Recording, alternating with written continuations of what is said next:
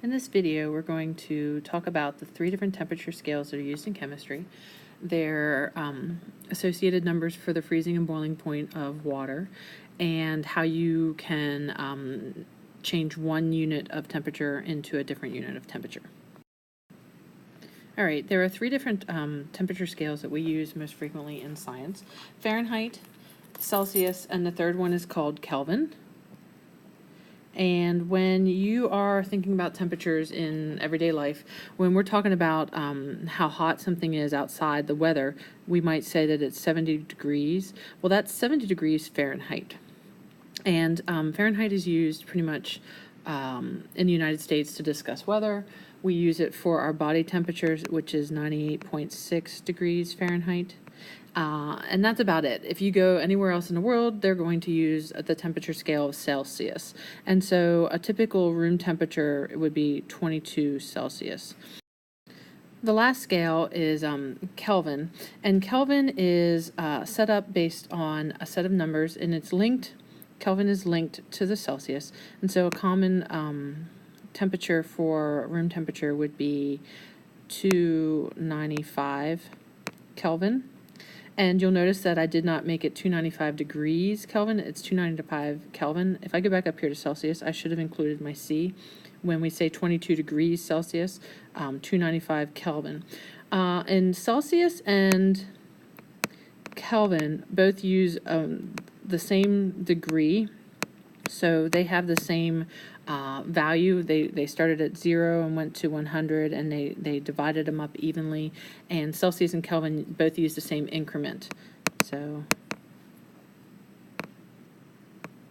sorry, I ran out of room. Fahrenheit, on the other hand, uses a different increment.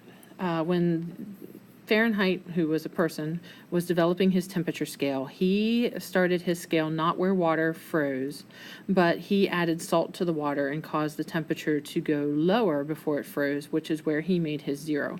So that's why when we say it is, when we say it's freezing and it's 0 Celsius, it is really 32 Fahrenheit. That's the correlation, and we'll look at that more here in a minute. So let's talk more about absolute 0 and Kelvin. At absolute 0, all motion has stopped. So even in solids, you have molecular motion. The particles are vibrating and just moving a little bit.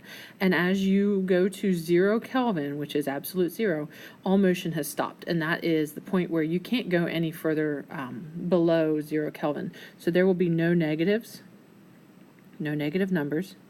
And that is very helpful for this temperature scale, because when we're doing a lot of math in science, we need to use temperatures as a value, and we will be multiplying or dividing, and so that you can't use 0 and you can't use negative to get an effective answer.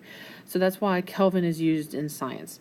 And if you look at the graphic here, you have Kelvin is 0, and Celsius has this negative 273.15, and then Fahrenheit is negative 459.67. How you change between Kelvin and Celsius: Kelvin is equal to the Celsius plus 273, and you will want to remember that.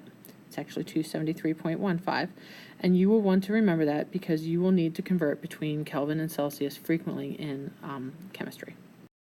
So let's look at the 3 different temperature scales and what their boiling points are, what their freezing points for water, and then absolute 0.